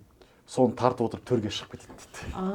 Сосын шай құй деп енді сондай бір сондай тұқымдарыңызда барға бір. иә әзіл ысқақ ретінде сөйтіп ойнайтын нағашылар бар. Ержігіт пен Жантудың әке-шешелері туралы қай жақтан екенін айтып жіберіңіздер. Ержігіттікі Қызылорданікі, Жантудікі Тараз мамасы, Ақтау әкесі. Иә. Біздің Ержігіттің әкесі жалпы әулеті өнерден алыс емес. Мынау Ділманттар, Шертер деген қазір үлкен шеберхана бар ғой. Фабрика деп айтуға болады. Үлкен Қазақстанды, Қазақстаннан тыс жерлерді жаңағы музыкалық аспаптармен қамтамасыз етіп отырған үлкен жаңағы ата-бабалардан келатқан шеберлер аспап жасайтын. Ержігіт күшті әнші. Дәстүрлі әнді де жақсы айтады. Негізі маманы домбырашы ғой. Топта бір қандай да бір иерархия бар ма ансамбльде? Сіздер үшеуіңіз үш би сияқты отырып жаңа екі жігітті Иә, мақсат мына жағынан, Серік мына жағынан. шешімдерді кім қабылдайды, кім бастық емес? Жоқ, бізде ондай жоқ, бізде ана Қалай жүреді жұмыс негізі? Бізде Қысқаша. формалды емес тұрғыда әрқайсымыздың өзіміздің жасайтын бір рөліміз бар. Ол жаңағы өзіміздің табиғатымызға байланысты белгіленген негізі. Өзіміз де білеміз, ойбай сен осындай болуың керек. Ақшаны сен жақсы санайсың деп бауыржанға ақшаны беріп қоясыз да деген сияқты, иә. Деген сияқты. Енді ол жерде андай ғой, өзіңнің дүниең болғаннан кейін оны андай жақсы көріп жасайсың. Иә, жақсы көріп жасау керек қой деген сияқты бір талап қой. Талап емес енді бір. Сондай көзқараспен. Біз қазір мына Кремний алқабында отырмыз. Бұл жерден Кремний алқабы дегеніміз Стэнфорд университеті дәл қасымызда, бүкіл стартапшылар, бизнесмендер, технология бар, осы жерде дамып жатыр. Бұл жақта бір керемет мәдениет бар. Стартаптар осы жаққа келеді. Бұл жақта қалталы азаматтар отырады. Мына жерде бір көше бар, Санд-Хилл роуд деген кілең әлгі миллиардтаған долларлары бар инвесторлар, венчур инвестор деп атайды. Солардың алдына барып олар презентация жасайды. Біздің стартап мынадай. Сіз ақша салсаңыз, әкетай көкетай 10 жылдан кейін керемет одан да байисыз деген сияқты. Енді сіздер стартап болсаңыздар, жаңағы сол шіріген байлардың алдына барып тұрсаңыздар, қысқаша бір-екі сөйлеммен Тұран ансамблін қалай суреттеп берер едіңіздер сіздерге инвестиция салу үшін? Біз стартап емеспіз ғой. Білемін, стартап емессіздер. Олар сіздерді білмейді деп ойлайық. Бірақ сіздер сонда да сату үшін осы Тұран ансамблін. Қанша минут дедіңіз? 30 секунд. Жақсы, 1 минут. Иә. Болса, сол бір күйден бір өзіңді ойнап беретін шығар. Сол міне біздің презентация деп па. Әлемдік сахнада өнер көрсеткенде сіздер бірінші музыкантсыздар ма, әлде мәдени елшісіздер ма? Миссия арқалаған. Мәдени елші. Қазы елшіміз. Солай ма? Өйткені біздің жақында бір жыл бұрын үлкен конференция өткіздік біз. Қазір айтасыз. Үлкен конференция өткіздік біз бір жыл бұрын. Тұран Ғылыми конференция ма? Иә, ғылыми конференция. Тұран түркі әлемінің феномені деген атпен. Неге ондай дүние өткізіп отырмыз? Себебі бүгінгі күнге дейін Тұранның жасаған нәрселері өзіңіз айтып отқандай талай салаларға әсер етті де, соның ішінде дипломатияға әсер етіп отыр. Келген жағы ғалымдар әртүрлі салалардан, олар жағы Тұранның музыкасы қаншалықты өзінің саласында әсер бергені және бүгінгі таңда қалай дамып жатқаны туралы кәдімгідей суреттеп берді. Біз өзіміз таңғалып қалдық ананың бәрін естіген уақытта. Мысалы, Татарстаннан бір жігіт қосылды, біздің идеологиялық тұрғыда рухымызды көтерген осы музыка деген сияқты. Екінші мысалы жағы қазақтар бар ішінде, хореографияға қаншалықты әсер етті, актерлық өнерге қаншалықты әсер етті, тіпті теледидардағы бағдарламаларға қаншалықты әсер еткендігі. Бір тәтеміз бар, ғалым, ұмытып қалдым есімін. дипломатия. иә Алма Тұран Қабдырова ол- деген Ол тек қана музыка емес, ол дипломатиялық Саясаттан. күш дейді. софт пауэр дедіңіз ғой жаңа. иә вот соны Демек айтайын деп бүгінгі таңда Қазақстанның келбетін келтірген тағы бір күштің бірі осы Тұран деп кәдімгідей ғылыми тұрғыда үлкен мақала жасаған. Тағы бір кісі бар, атын Тани, иә? Тани, Айсулу Тани, иә. Ол кісі ғалым ретінде жаңағы Тұранның бүгінгі таңдағы музыкасының білімге әсерін туралы айтты. Мысалы өзіңіз де байқап отқан шығарсыз, Қазақстанда кішкентай балалардың көбі ер тұранды біледі. Домбырамен ойнайды ер тұранды. Демек, жаңағы оқу бағдарламасына еніп кеткен оның барлығы.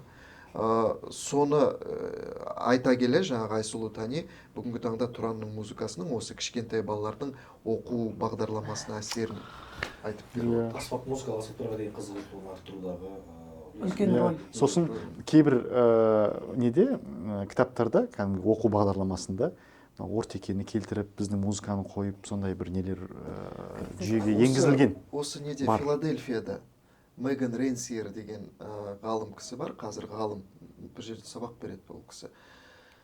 Сол кісі Тұран туралы қорғаған диссертация. PhD қорғаған. Иә. Мен онда ол кісіге хабарласуым керек қой. Меган Ренсиер дейсіз бе? Меган Ренсиер, ол кісі жағы Орта Азияның мәдениетін Тұранның шығармашылығы. аздап қазақша біледі иә Қымбатты көрермендер, біздің подкастта ағылшын тіліндегі эпизодтар бар. Мен бұл эпизодты қазақ тілінде жүріп жатыр, ағылшын субтитрларын қойғым келіп отыр.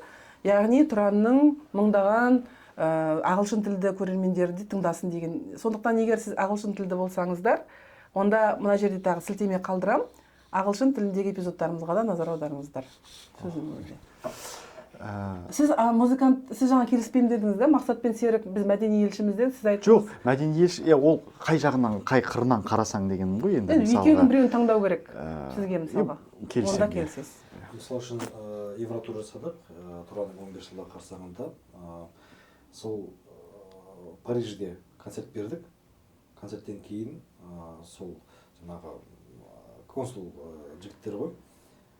Сіздердің концерттеріңізден кейін дейді заявкалар келеді екен ғой. Визаға бірдеңе. Визаға, елшіліктерге көп дейді.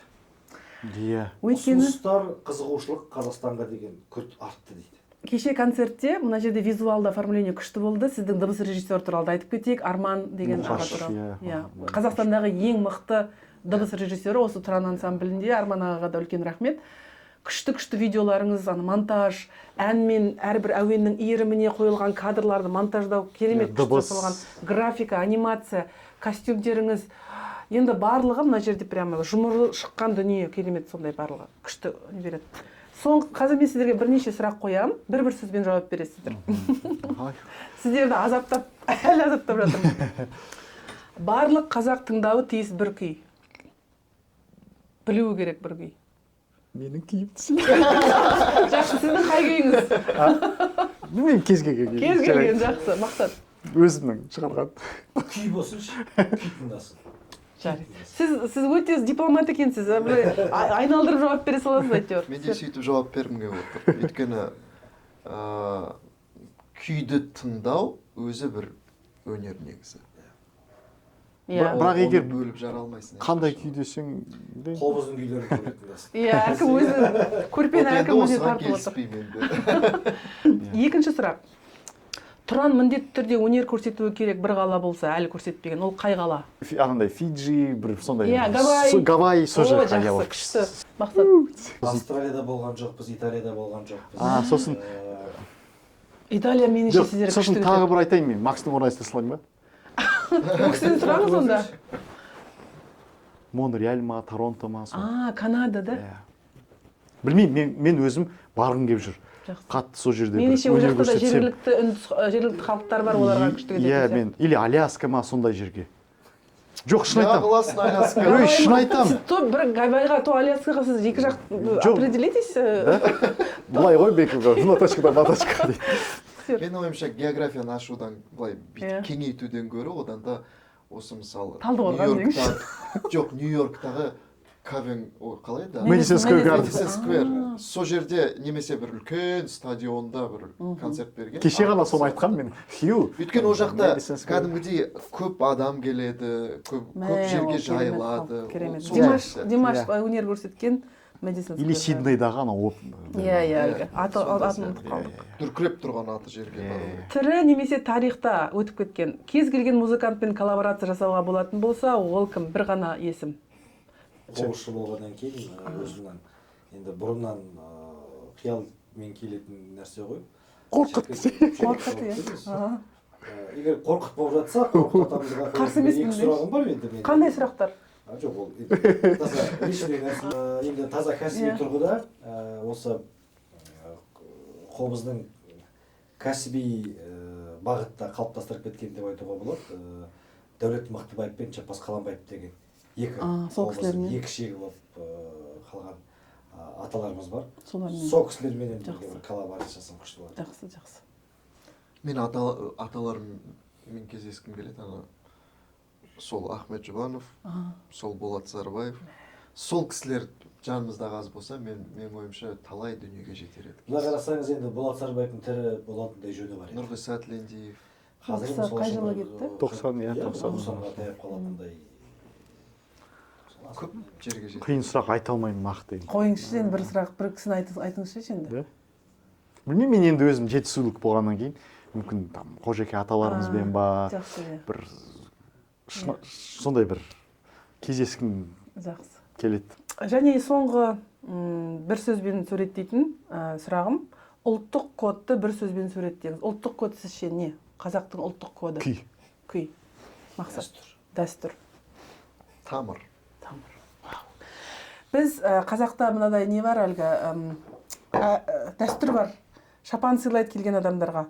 Мен сіздердің алдарыңызда ұялып келдім, өткен айтпын ғой, азаптағандай болдым. Ұйқы жоқ, шаршадыңыздар. Аэропорттан түсе сала дедектетіп алып келдім. Сан-Францискодан 1 сағат машинамен келді бұл кісілер. Сондықтан ұялғаннан мен сіздерге шапан жапқым келіп отыр. Тек қана шапан болғанда ол Стэнфордтың шапаны. Яғни біз Стэнфордтың қасында отырмыз ғой, Стэнфордтың қасында отырмыз. Размері келіседі деген сізге. Маған, иә? Бауыржан. Ойбай, размері келіседі деген. Ашып көре берсе болады ма? Ашып киіп көрулеріңізге болады, енді білмеймін. Стэнфордтың өзінің да? Иә, Стэнфордтың өзінің нелері ғой, үлкен. Мына жерде міне сізге және сізге күшті. әлгі америкалық шапандар. Екі жігітке де бар мына жерде 2 пакетпен. Мына жерде. Мен концерттен қатты әсер алып шықтым да. Мен әлгі қолымдағы барын сіздерге барып бергім келді. Өйткені мен қатты әсер алдым, маған қатты ұнады.